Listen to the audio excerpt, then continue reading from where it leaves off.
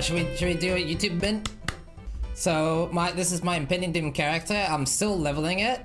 It's not 100 yet, and I'm missing a few bits and pieces, which I'll go over. I guess we'll start with the core pieces. So this might be a bit of a longer video, but I'm just gonna assume Toad can edit through this. So good luck, Toad. So the core of the build is using Transcendence. So in the name of Max Arias, this gives you the keystone Transcendence. You don't have to put it here. This is a nice spot that hits a lot of nodes.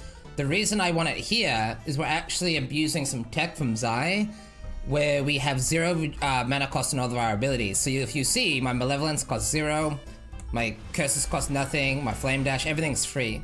And that's because we're a Pathfinder using the reduced mana cost mod with reduced mana cost on the jewel as well. Very important, you can't divine this mod, so you have to actually drop the jewel with this mod.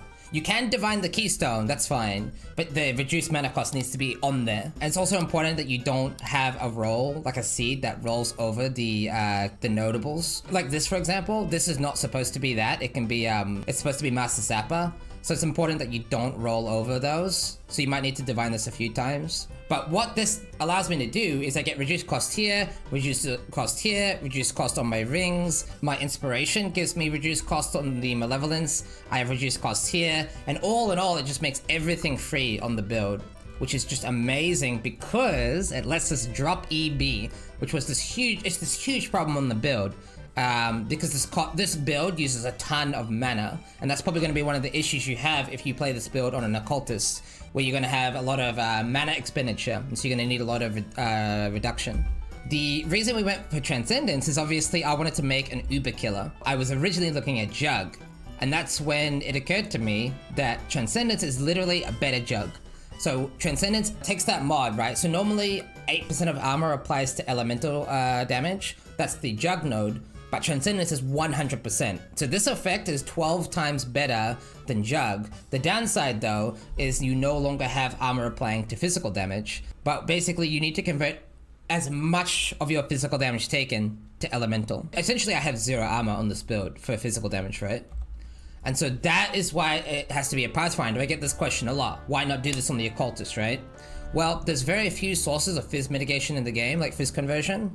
The main sources is actually chests, right? So a lot of people tell me to use lightning coil. The issue is, and I'll just show you straight up what happens. So the problem with a coil, so this nice 78 max res becomes 55. Now, because I have so much mitigation for elemental damage, like hits, this doesn't really matter too much, but dots will just go through me. And so we're just building around the Loreweave instead. There probably is a way to fix the damage over time you take. It's you know, beyond the scope of this video anyway. Another thing I get a lot of is why this build doesn't die to dots. So I actually found out that Eternal Damnation does apply not just to hits, but to dots. And I have triple res flask, which also applies to dots. And then my shield does convert, that physical conversion actually does work against dots as well. So all in all, combining everything with the shade, with my regen, with my recovery from my flask, because these do just proc over time, so this is a consistent source of healing. And I can also get void manipulation quality for leech, because the +1 doesn't actually work on the Impending Doom.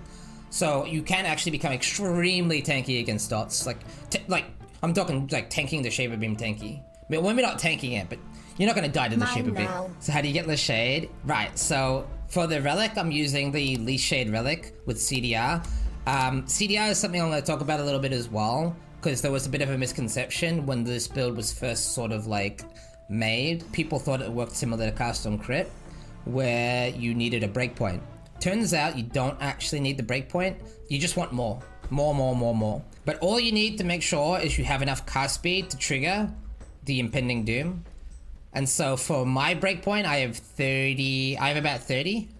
So I just need 100 cast speed, which I easily have. What this allows you to do is it allows your Impending Doom to proc roughly, I think it's like 8 point something times per second.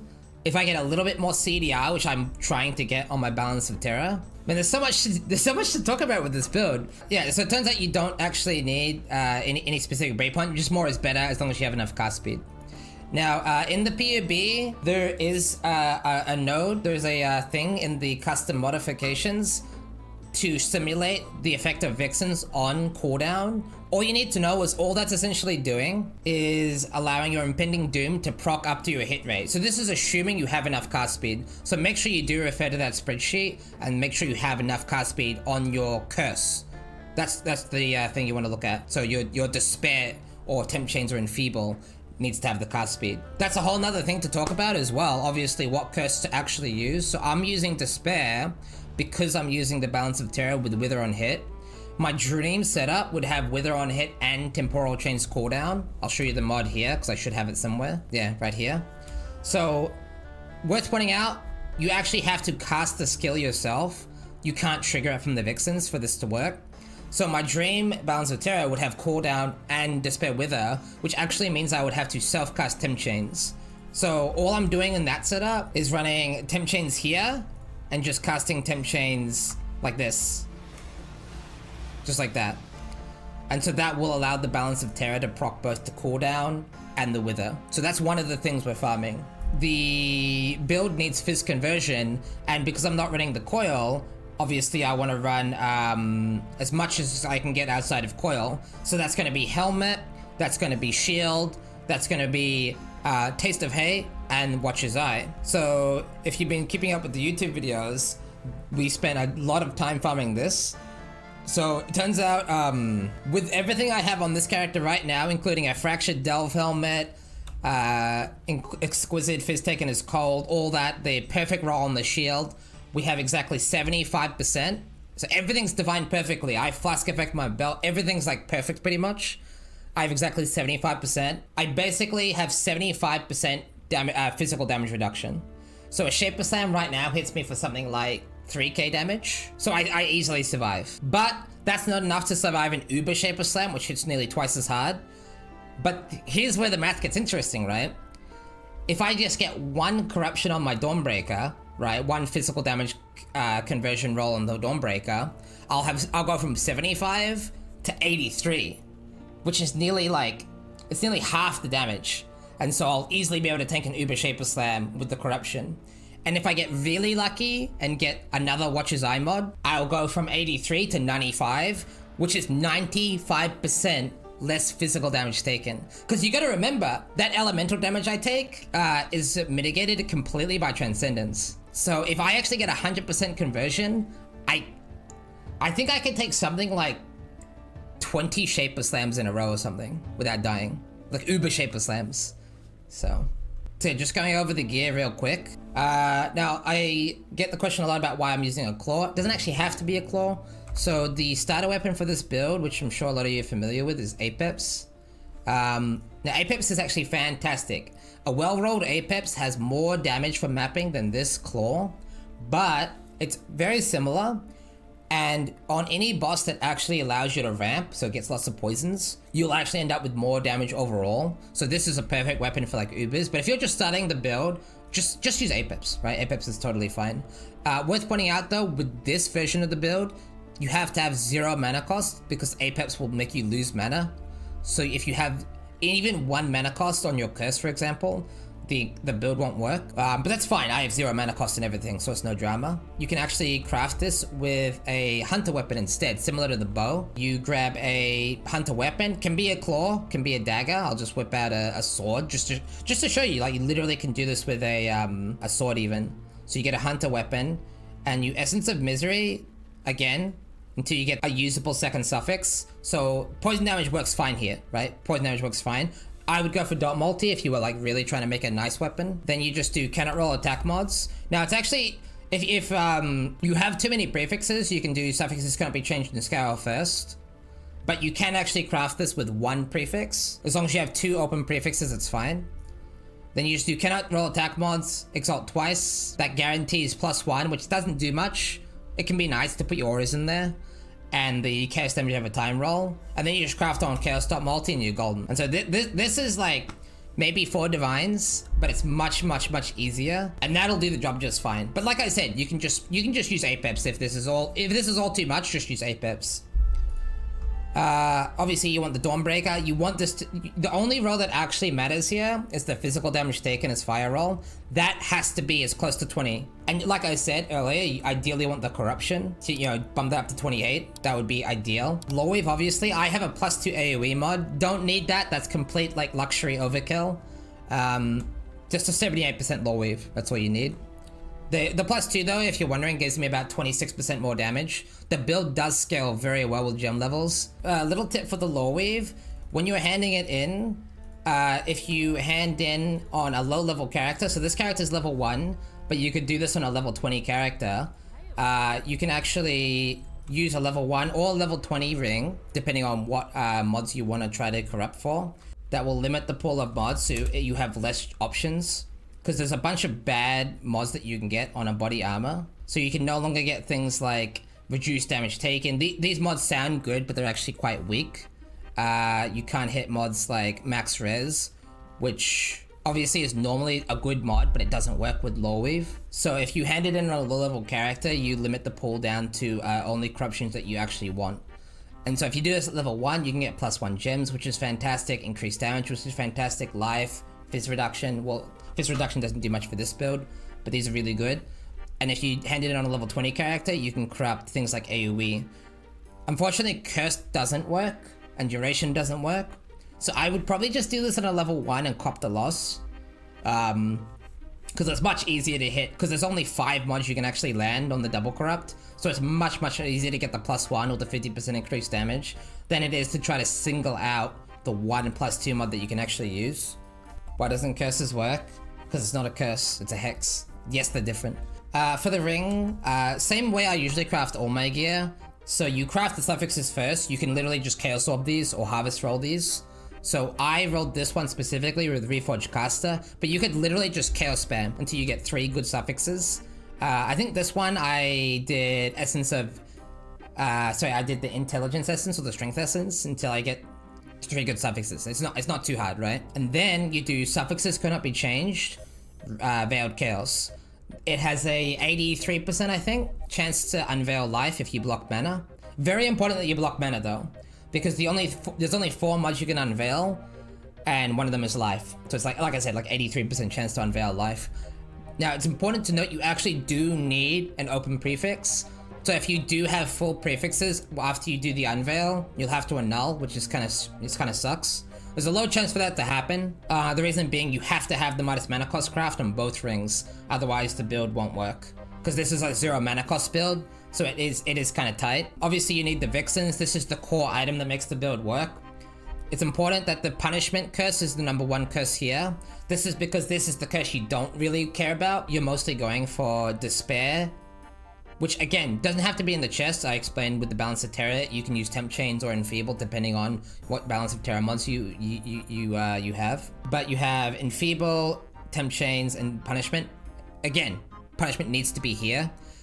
Another thing that a lot of people make the mistake of is they are either an occultist or maybe they have +1 curse rings, or even maybe you're ballin' and you have a +1 eternal damnation. Turns out this is actually bad for this build because it will not override the punishment then. So the entire build is built around having exactly 3 curse limit, and then the 4th curse gets deleted, which procs Impending Doom.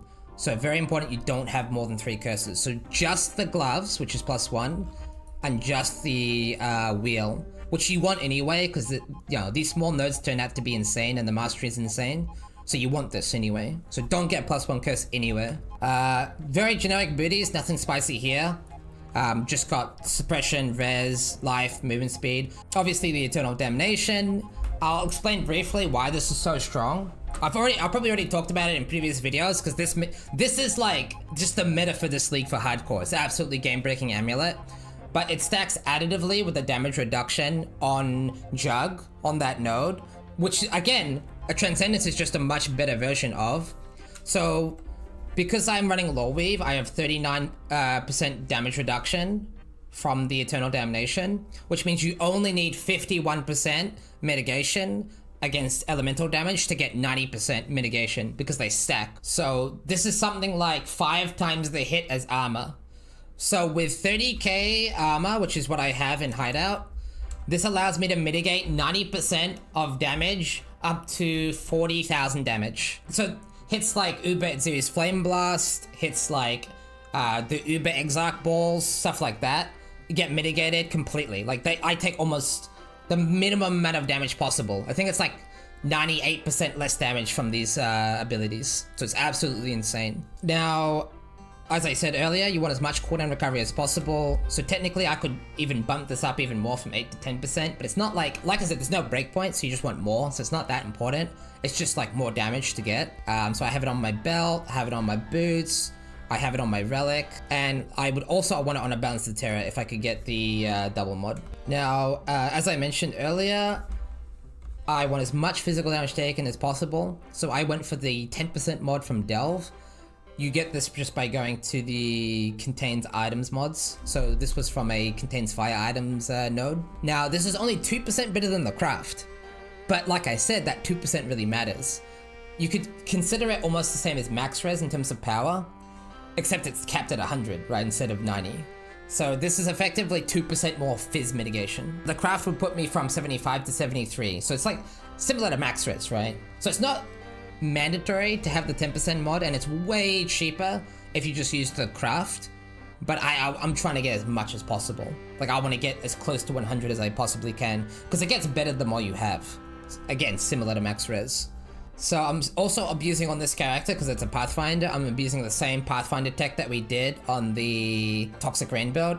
So I don't actually need the gain 3 charge mod to sustain. If I just go to my hideout real quick, you'll see all my flasks just sustain on their own. I think the Granite and the Quicksilver have very high uptime, but not quite 100.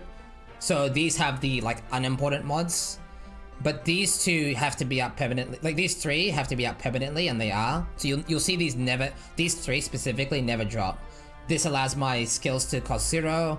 This gives me my bulk of my armor, and the taste is my fizz conversion, which I'll die without. So these 3 flasks have to be up permanently. Now, the reason I specifically chose +3 mod instead of, let's say, flask effect is, again, I'm abusing Pathfinder Master Surgeon.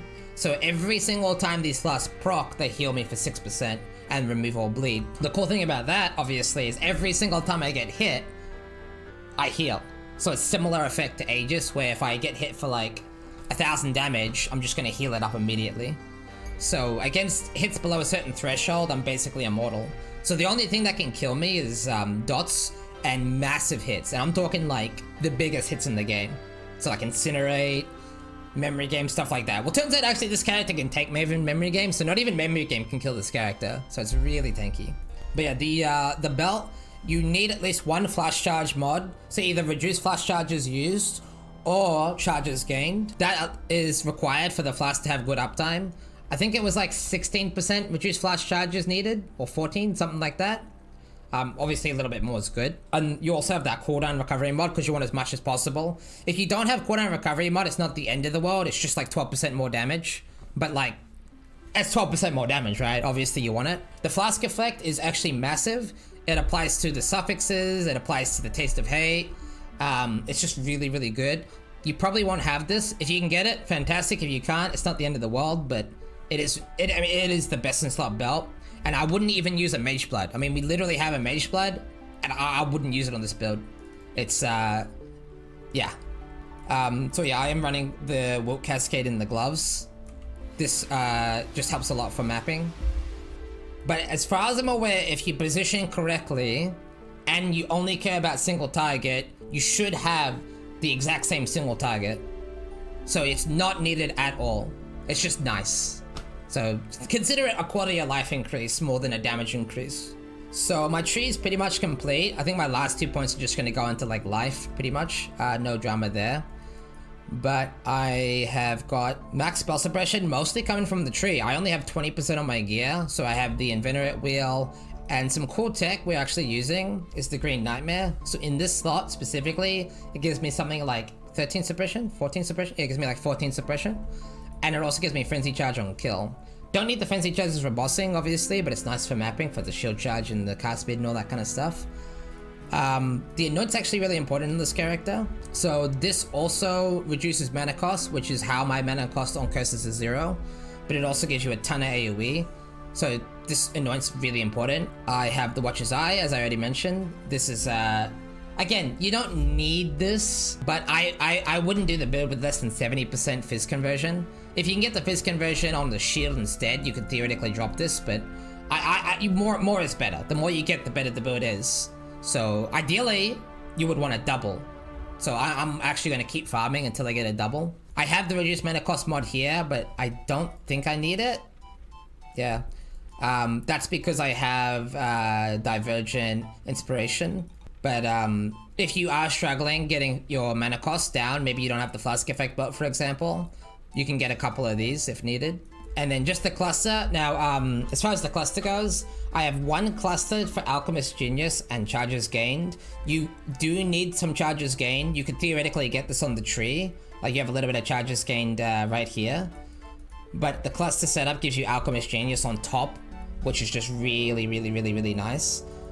The other cluster is how we're capping our chance to poison. You don't actually need Septic Spells. You can actually drop this cluster. The reason I'm running the Septic Spells here is it allows me to replace my Poison Mastery. So this can be chance to poison instead. And then the actual cluster setup, I know it doesn't look like much, but this is the reason why we use a Claw. It turns out this build has very little increased damage. And so this cluster setup alone, if I like whip out POB real quick, even with chance to poison, this cluster setup turns out to be something like, yeah, like, what is that, like 50% more damage for this cluster setup? Keeping in mind it's also giving me utility. Just this setup here, I go from 16.5 to 13. So this just this setup alone is just so much damage. Every single one of these points, like just 30% increased damage on this build is 7% DPS increase. So you can see why it's so strong.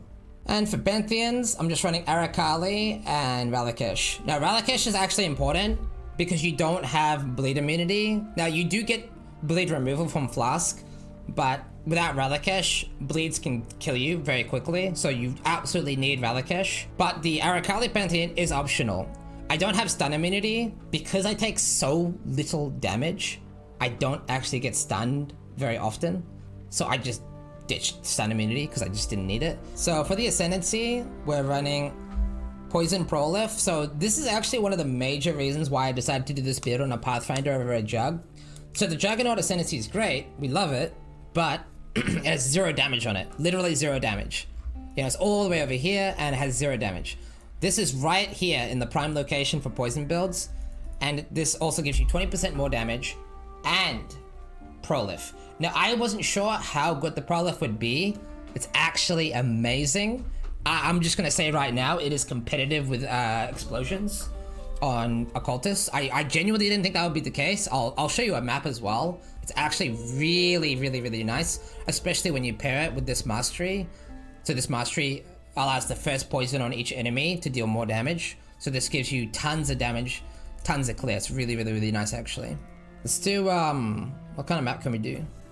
It's like a hot map. We'll do like a juicy Atoll. So when it comes to map mods to avoid, because this build has 0 mana cost, you can actually run less recovery, you can run no regen, just totally fine. You can also run minus max too because of the Loreweave. But what you should avoid running at all costs would be reduced flash charges. That's a really bad one. You can still do it. The issue is if the Taste of Hate falls off, you're very vulnerable to large fizz hits, so I would not recommend. You can run Hexproof, a lot of people keep asking that. You can, you just don't have the curses like having their effect. The build still works, it's just the curses themselves don't have any effect. So you'll lose Temp Change, you'll lose Enfeeble. Same with Less Curse Effect. Less Curse Effect is also a bad mod because it makes your curses weaker. Again, you can totally run it, it's totally fine, it's just a bad mod. Same with Avoid Poison. Everything else is fair game. So at the beginning of every map, you won't actually be able to cast into your Flask procs. I just manually press this Flask if needed. Then you have 0 mana cost, so you can see I can just spam. And obviously I do this demonstration on all the Pathfinders, but I can like AFK, doesn't do anything. You can see I just heal. And you can see the Prolif absolutely just shreds everything.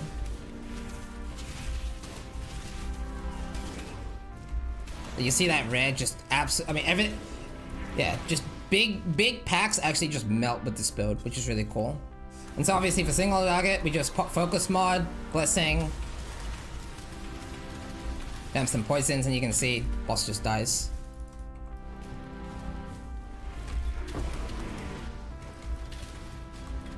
So you can see that I mean, you can see what I mean, right? The Prolif is just nuts.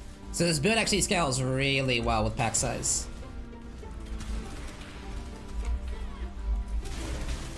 So one of the best mapping builds I've ever played. People also wanted me to point out that the chance to poison mod here is just for the increased damage. The chance to poison is local, meaning it will not apply to spells. So use the FAQ, by the way, boys. Use the FAQ.